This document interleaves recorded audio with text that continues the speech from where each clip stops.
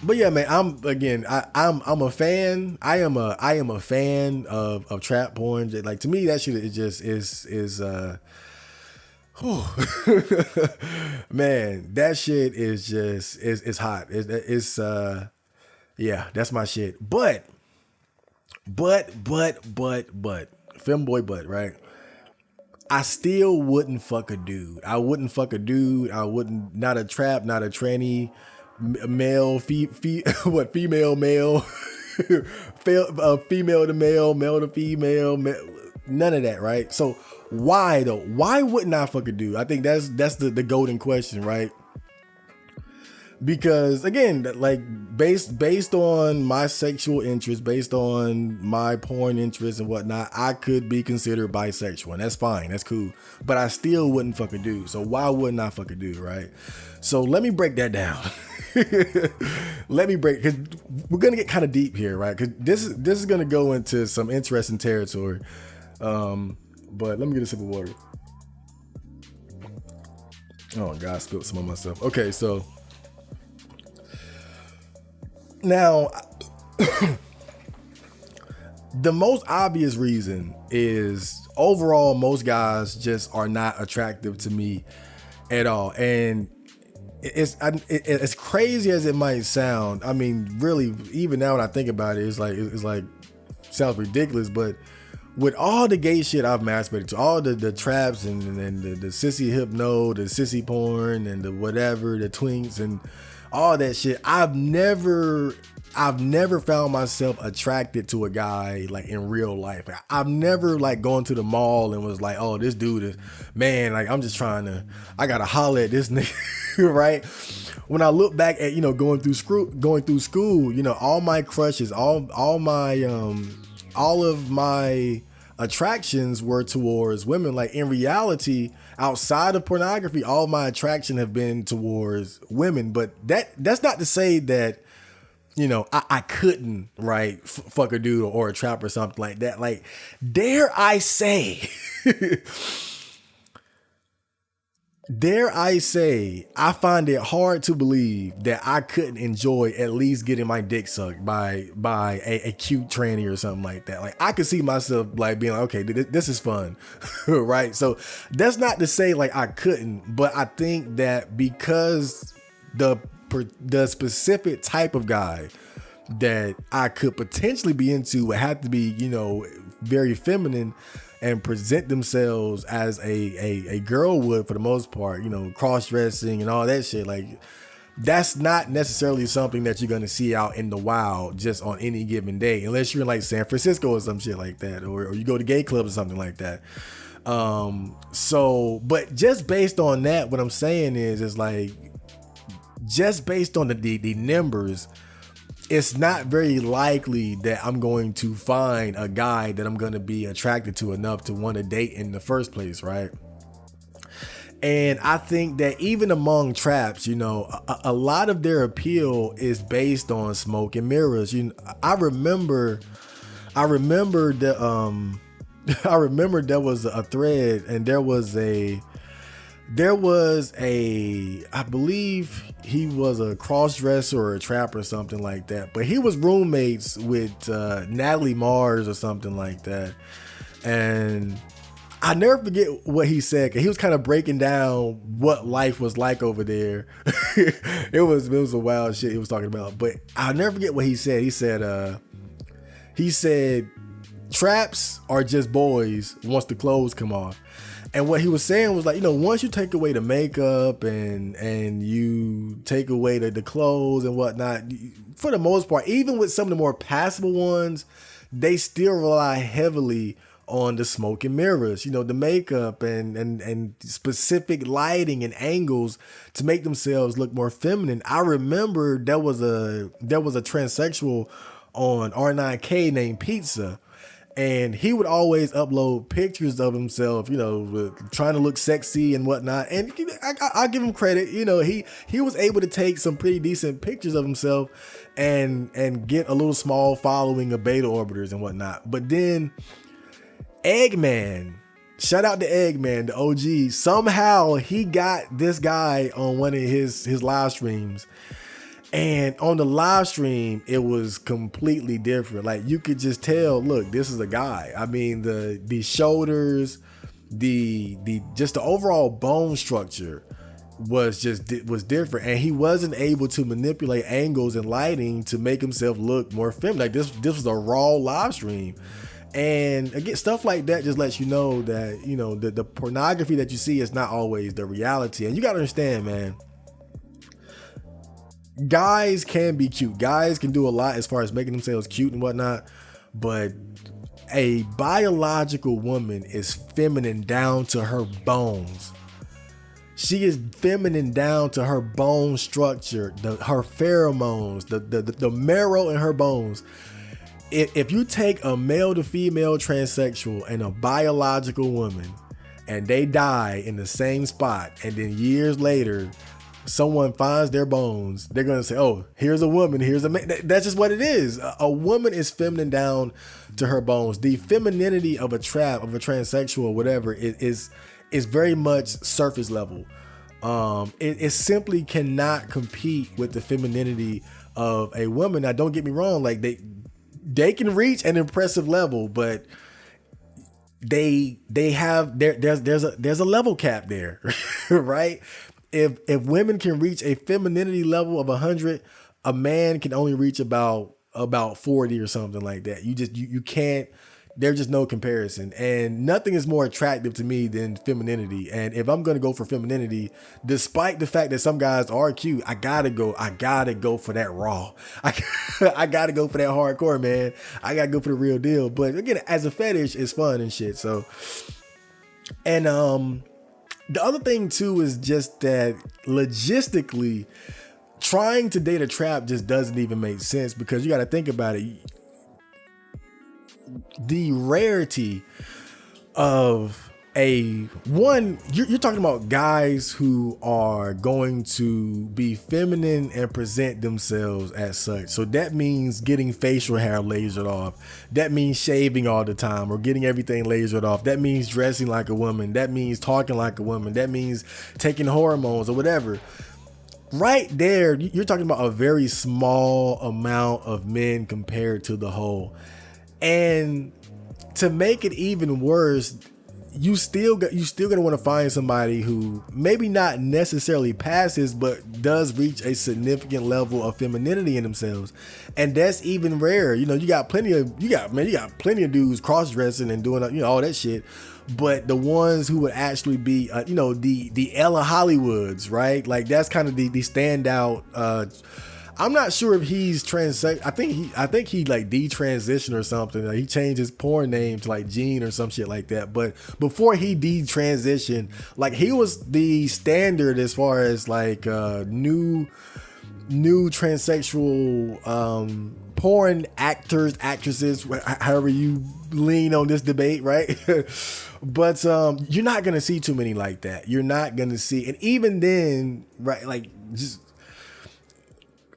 I'm gonna just say he hasn't aged well, but that could be because of detransitioning. But even then, even as being like one of the top dogs in the game at a given time, you know, even him, you can see the underlying masculinity and whatnot. So again, it's rare to find.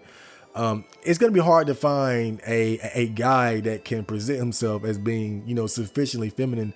But then you're talking about supply and demand though, because they're so rare.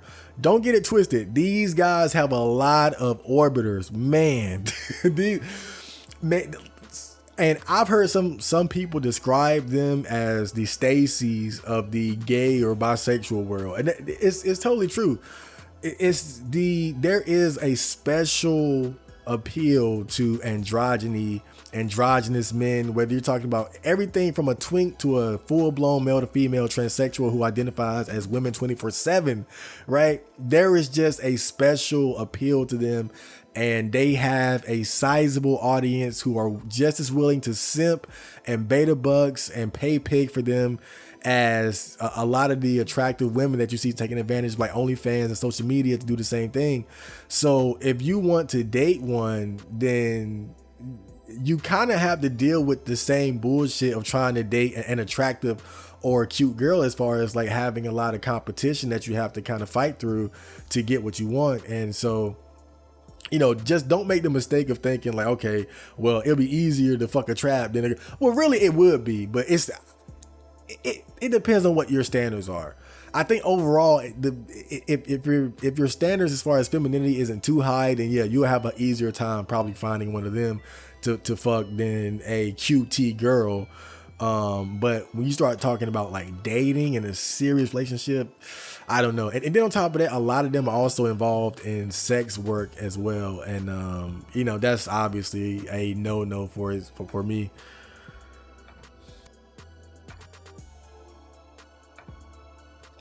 And so here's a big one though. Here's a big one. STDs. Now, when I've always kind of loosely known about the connection between HIV and AIDS and the gay community, bisexual, MSM, whatever you want to call it. I've always kind of known about it. But when I really learned about it, looked into it, man, it's no joke. It's no joke. And I'm sure we're all aware of the HIV and AIDS epidemic of the 80s and 90s. There were a lot of gay and bisexual men and women who died from HIV and AIDS, but in particular men. It definitely affected men and the gay community more than just about any other demographic, I'm sure. And it was no joke. Men were dying slow, miserable deaths, just because of their sexual preferences. And it had to be a very scary time, being in that era and wanting to engage and basically have your fun. You want to fuck, you want to have fun and fuck, go to the bathhouse and get laid, whatever, go to the club. But that was a very serious and dangerous time to be gay and especially to be, promiscuous and trying to have, multiple sexual partners. And obviously now, it's not the death sentence that you like. Boy, back in them days, you were dead. That was it, pretty much, as far as I understand. But now they got all types of pills and 1-a-day pills. They got PrEP, and they got different ways to combat it. It's not what it was, but the simple fact is, it's still very prevalent amongst men who have sex with men, however you identify, right? I believe that 70% of new cases of HIV are from men who have sex with men. And going even deeper, Blacks and Latinos have higher rates than any other ethnicities. And it's not just HIV that affects the gay community at a disproportionate rate. Also, chlamydia, gonorrhea, HPV, syphilis, like there are several different STDs that just run rapid in the gay community. So, if you make the decision that, okay, I'm going to have sex with men, this is something that you're going to be exposing yourself to. And, I'm not saying all this to scare people and whatnot, but your health is important. Your health should be the priority. And the simple fact is, if I were to decide, I'm gonna go out and bang some traps, I'm now in the crosshairs of all these diseases. Now, of course, there are steps you can take to protect yourself. As far as, again, you got condoms and PrEP and whatnot. But look, man, it's easy to say what you should do, but when you in that situation, it's different. I put it like that. Like if avoiding STDs was as simple as just getting tested and being careful, it wouldn't be flying around the way that they are.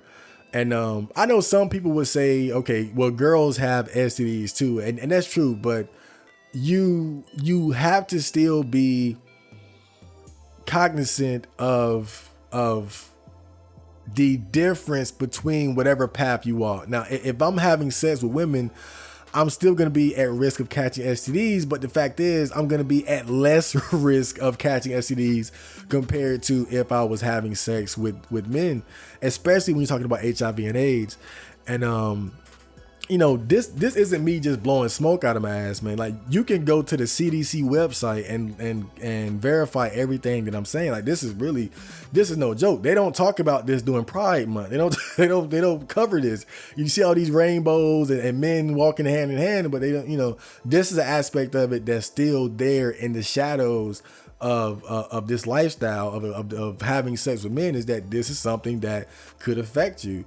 And man, I remember I found this list of celebrities who died of HIV and AIDS, right? And I'm going through the list, and I noticed two things. One, most of them were men. Two, most of those men were either gay or bisexual. And you see stuff like that. And you guys know me, I'm not a big fan of sex to begin with, right? So when I see shit like that, I'm just being honest. Like, there is no way I would jeopardize my health just to engage in unnecessary sex acts. Like this wasn't the reason why I chose not to fuck dudes, but because really by the time I learned about all this, my mind was already made up. But this was like that nail in the coffin. Like, it was no longer just a lack of interest or overall attraction. Now I understood that if I were to, engage in this type of sexual activity, I'd be at a much greater risk as far as catching potentially deadly or debilitating diseases, incurable diseases. And I'm good on that. I'm good on that. And I think I can list specific reasons, like I already did, but overall, there isn't any point. That's really that's the main thing. Okay, I could fuck a dude, but for what? Like, what would I gain? What would I gain from going around and fucking dude? I don't see the point. I can see the appeal, but I can't see the point. And it makes me think back to, one of my core principles that I've always tried to live by, which is keep your vices to a minimum. You guys know I don't drink alcohol. The only drug that I've ever really indulged in was marijuana. I stay away from hard drugs. I don't smoke cigarettes, and even recently I quit eating pork. I make these little adjustments to my life, basically trying to cut out the bullshit. And if I don't feel like something is important to me, then regardless of if it's pleasurable or not, or if I could do it, then I'm probably just not going to engage with it at this point. And I think back to, I don't know if I told you guys about this, but I had this big epiphany when I was around 24 or 25, somewhere around that time. Yeah, I'm sure I talked about this before, but it's kind of important. And I was walking back from the mall and whatnot, and it was a bright sunny day. It was a beautiful day. It was very sunny. It was hot, and I was enjoying myself on this nice little stroll. And I was walking by the park, and I just had this moment of profound appreciation for life. And I believe that ever since then, I've just had this sense of what was important to me and what wasn't. And my whole, going my own way, MGTOW, herbivore male thing, before then, it was just something that I had an idea about. It was just something I was like, okay, like, should I, shouldn't I? I was still kind of wishy-washy about it. But definitely when I had that epiphany, that was when everything kind of came full circle. That was when I definitively knew that I did not need sex to be happy. That's when I definitively knew that sex just was not important to me. And ever since then, my outlook on sex has just been completely different. And so, and remember what I said before, like when I was in my early 20s, that's when I was kind of going through the whole bi-curious phase, and then I kind of just lost interest. Then I had this epiphany, and the epiphany didn't just affect how I felt about, my relationship with women. It also kind of closed the door as far as any potential of me potentially dating or fucking a dude, right? Like, I was like, again, what's the point? Like, I don't need that shit. And So that's really what it is for me. Like if I had to sum it up, it's not something that's important to me enough to go out and do it. You know, it's like, and maybe you have to be into pornography to understand where I'm coming from. But if you're into pornography, I'm sure, and like really into it, maybe you have a lot of different fetishes and fantasies that you indulge in. But it's like, do you really feel the need to go out and do it? You know, like like I said before, if you masturbate to gangbang or cuck porn or furry porn, do you have to go out and do that shit? Or is it just something that's fun to masturbate to? And that's pretty much how I feel about it. You know, it's fun to masturbate to, but it's not something that's important enough to where I feel like I have to go out and do it. I don't feel like my happiness depends on me fucking dudes or some shit like that. And, but then you have to ask the question like, okay, what about girls, right? Because if sex isn't important to me, why am I still willing to date and have sex with women?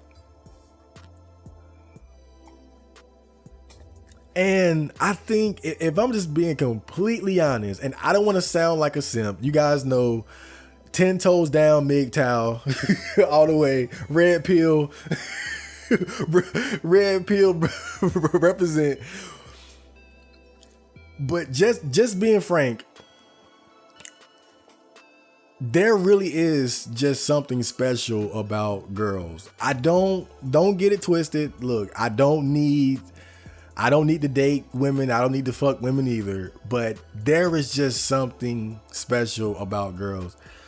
And like I was talking about earlier, I can remember my sexual awakening. You know, my first crush, Starvonda, second grade. And from then on, just accumulating all these different crushes and feeling attraction to so many different women.